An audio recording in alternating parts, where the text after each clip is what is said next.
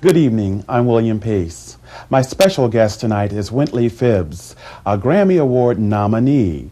He's worked with such artists as Patti LaBelle, Diana Ross, Lou Rawls, to name a few.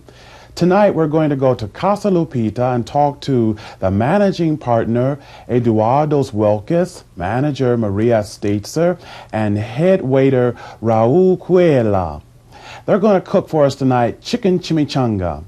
But before we start the show tonight, I'd like to share several letters from the viewers, and I would like to encourage you to write.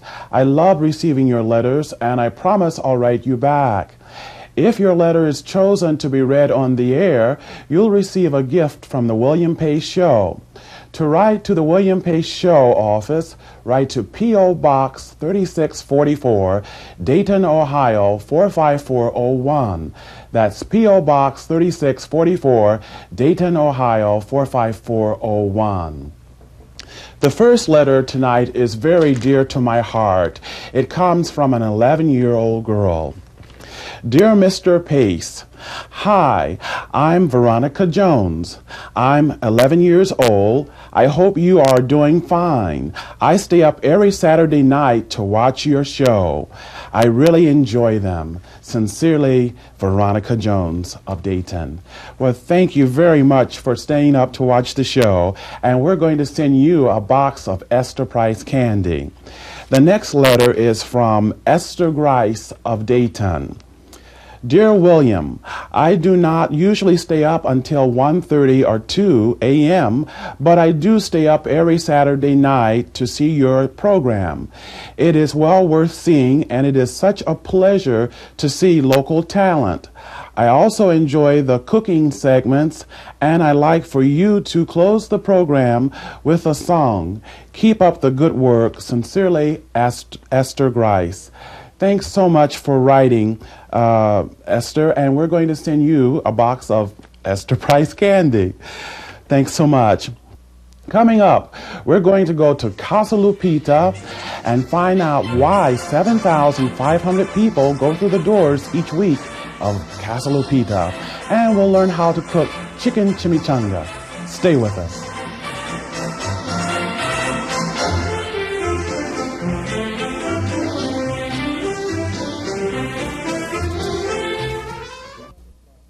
To write to the William Pace Show, write to Post Office Box 3644, Dayton, Ohio 45401, 3644. If your letter is chosen to be read on the air, you'll receive a gift from the William Pace Show. My guests this evening are Senora Maria and Senor Raul of Casa Lupita Restaurant. Thank you both for coming on the show tonight. Thank you. Over 7,500 people come to the doors of Casa Lupita each week. What's so special about Casa Lupita? Everything is special about Casa Lupita. It's, as you can see, is the ambience, is the plants, is the people like Raul. And this is numero uno restaurant in Dayton. Do you think that the atmosphere, the decor of a restaurant plays an important part in its success? It does play an important part, but I think the most important part in Casa Lupita is the guests. Well, Raul, you would know more about that because you're the head waiter here. Yes, I am, William. And I understand that you're in big demand. You have customers coming in for you. Why are you in such demand? Well, I can really tell you. The main thing I want to do is, as soon as our guests arrive, try to make them feel like they're at home. Provide a very friendly, prompt service so they feel welcome coming back. When people come into a restaurant, what are they looking for? There's 4 things that they're looking for: quality of service, quality of food, ambiance, and atmosphere. And we try to provide them with every single one of them, make them feel like they belong here. Now, I understand that many of the lady customers come in here and ask just for you. Yes. Now, why is that? Well, I couldn't really tell you. I just got lucky, I guess. Lucky guy, huh? Well, I think I'd like to order chicken chimichanga. That's pretty good choice, William. That's one of our biggest sellers here at Casa Lupita. It's filled with shredded chicken, cheddar cheese, enchilada sauce and tomatoes, topped with sour cream and low-fat yogurt. Pretty good choice. Do you think if I go into the kitchen and ask the managing partner, Eduardo, to prepare that for me, you think he will? He'll be more than happy to do it for you. Okay, let's go into the kitchen. Okay. My guest this evening is Eduardo Wilkes, managing partner for Casa Lapita. Thanks so much for coming on the show tonight. I'm very glad to be here, William. I think I'd like to have chicken chimichanga. Well, why don't I show you how we do it right from the start here. Great. This is Haley. And Hello, Haley. She's going to be putting it together for you. First of all, we start off with a 12-inch flour torte. And she's putting in an ounce of fresh cheddar cheese. And 2 ounces of tomatoes. And then it's followed by 3 ounces, I believe you wanted a chicken chimney. 3 ounces of chicken, could be beef or chicken. We're doing chicken today. And now she's filling it up with enchilada sauce. 2 ounces of enchilada sauce, and then she'll be rolling it up. It looks delicious. So one of our biggest sellers right now. How did you get into the restaurant business? Oh, actually, I started off in your line of the business, in journalism. Really? A degree from the University of Illinois. Met some friends in Chicago that were in the restaurant industry, and the rest is history. So where do we go from here? I'm going to take this to the deep fryer, fry it for 5.5 minutes, and present it to you. Great, great. Alrighty? And then as we take it from the fryer, I'll show you how we put it on the final plate, William. First of all, we're going to put 2 ounces of lettuce on the plate. There's a Wade here, one of our cooks here in North Dayton, is going to put it in here for us. We take our beans and put it on the plate. We take our rice, put it right next there on the plate. Then, of course, the chimney. Goes right on the bed of lettuce. Your choice of some sour cream and some guacamole. A little cheddar cheese on the refried beans. And some sour cream. And we'll sprinkle a little bit of green onions, and we have a finished product. So we have one other last touch, a little paprika for a color. And there you go, William. So we have chicken chimichanga. You got it. Ready for you to eat. So you think we'll have Senor Raul serve that to me in the dining room? I'm sure he'd be proud to. Okay, great. Let's go. All right. I hope you like it. Oh, it looks wonderful. Thank you very much. There it is.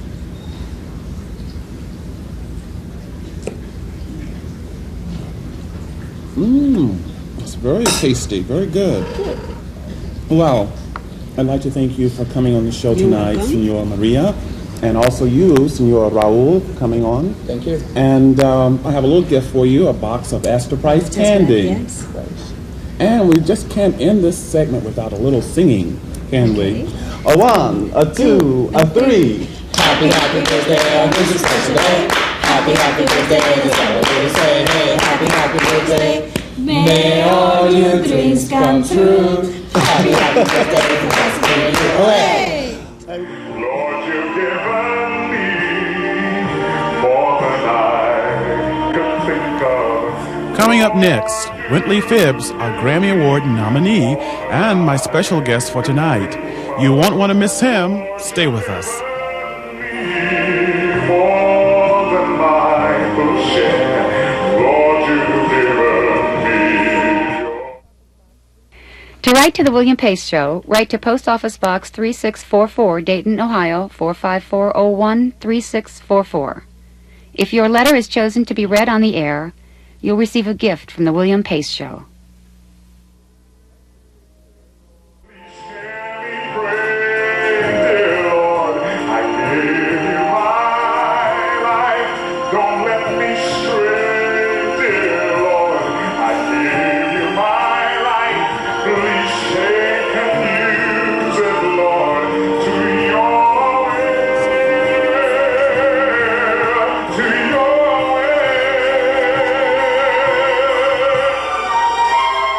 Special guest this evening is Wentley Phibbs. Thanks so much for coming on tonight. Thank you. It's good to be here. You started while in college composing and singing music. Did you have any idea then that you would be sort of like a national gospel singer or international singer? Well, you know, when I was growing up, my voice changed when I was about 14 years old. You know? One morning I woke up and it was down in the basement as such, you know. And back then I wanted to be another Sly Stone, another Tom Jones, you know.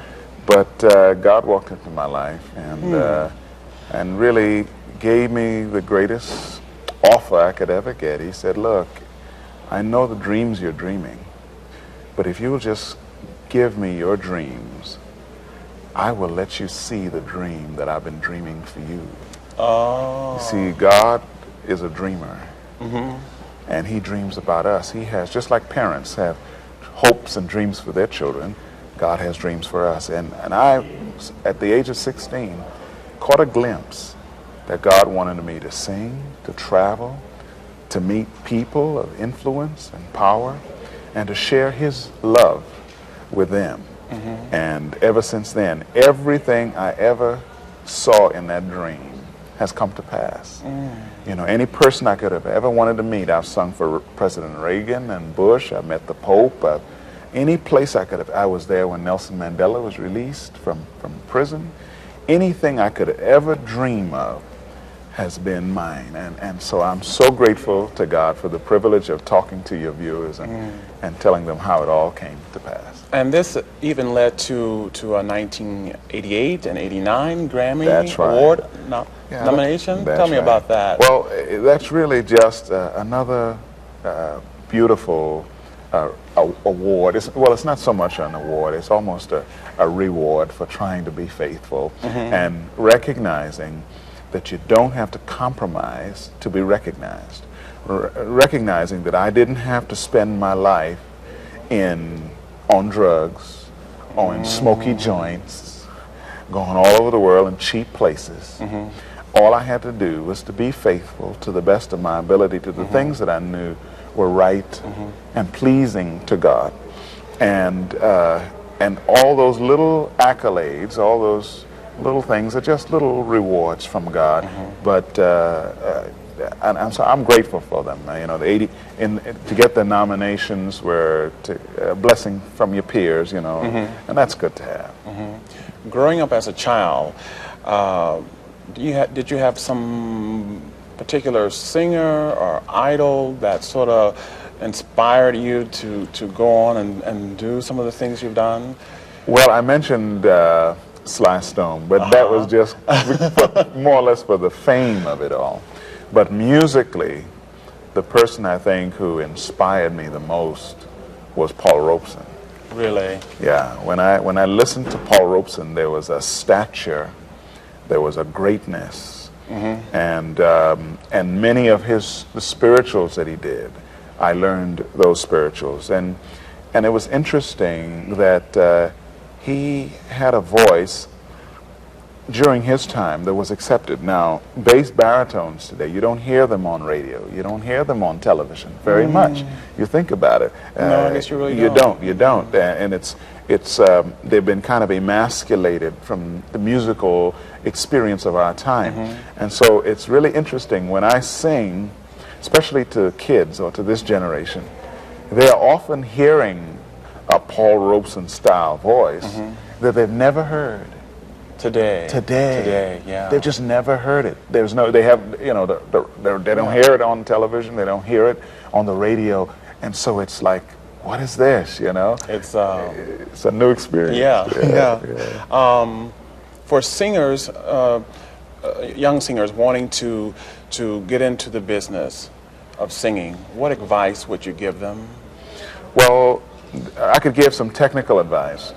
But one of the best things you could ever do is not try to sound like anyone else. Just be yourself. Be yourself. In other words, most people don't realize that the most beautiful voice they have is their natural voice. And then they go to school, they listen to records, and they try to sound like somebody else. Like what they think sounds good. When if they just sang the way they talk naturally, it would be so beautiful.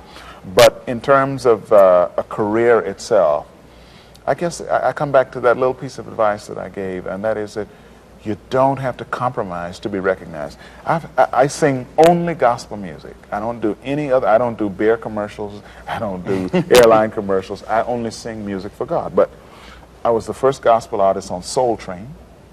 I've been on Saturday Night Live.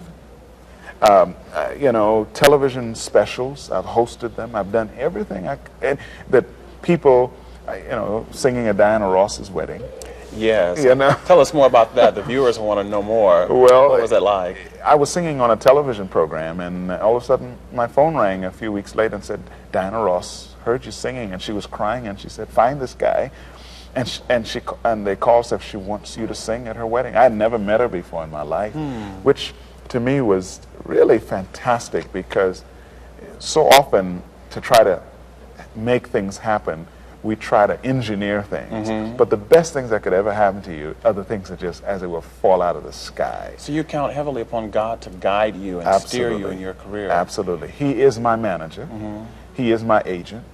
And still, there's no agent in Hollywood that could have said, I heard Diana Ross is getting married, and I think I can book you for the wedding. You understand what I'm saying? It's just try to be faithful, do what you know is right, don't compromise your principles, your integrity, and don't run with the wrong crowd, because they will bring you down. And your dreams, no matter how high you're dreaming, can come to pass.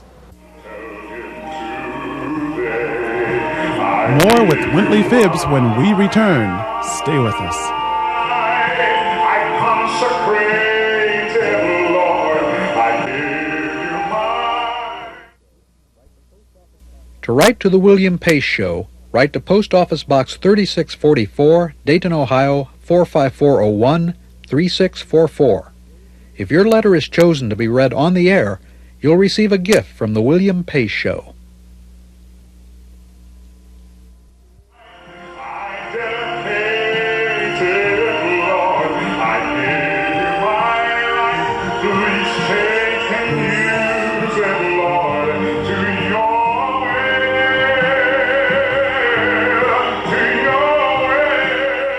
You have worked with some of the big people in the business, like Lou Rawls, and you even mentioned Diana Ross and others.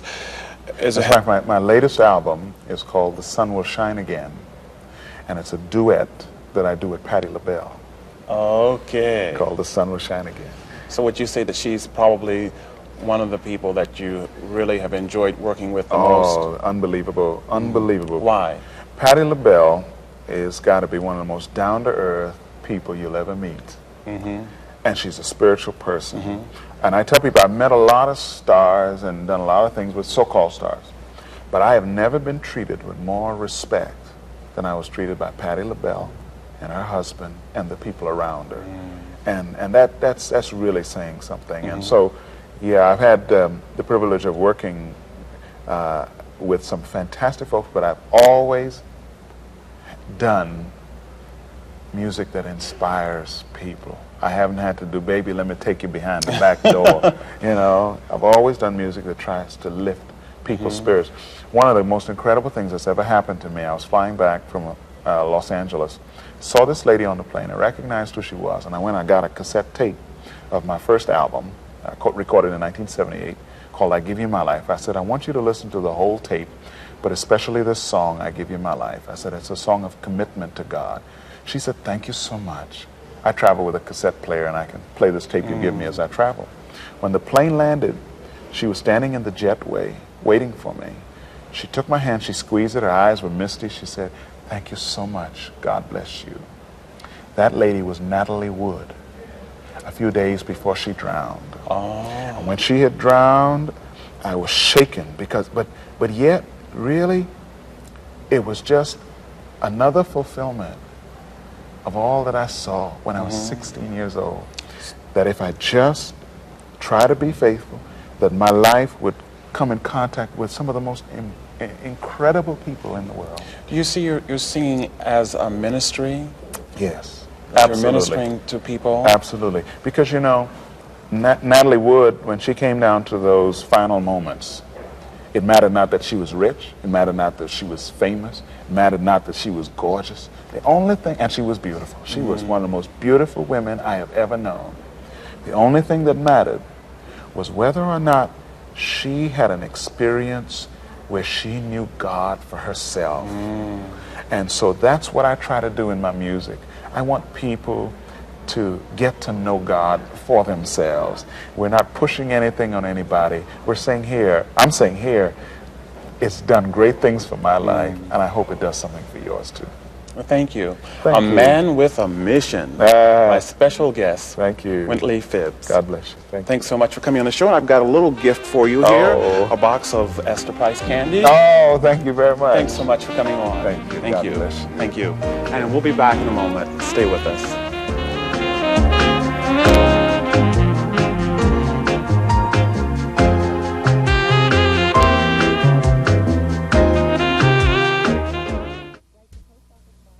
To write to the William Pace Show, write to Post Office Box 3644, Dayton, Ohio, 45401 3644. If your letter is chosen to be read on the air, you'll receive a gift from the William Pace Show. Gotta go. See you next Saturday night. Take care. Bye-bye.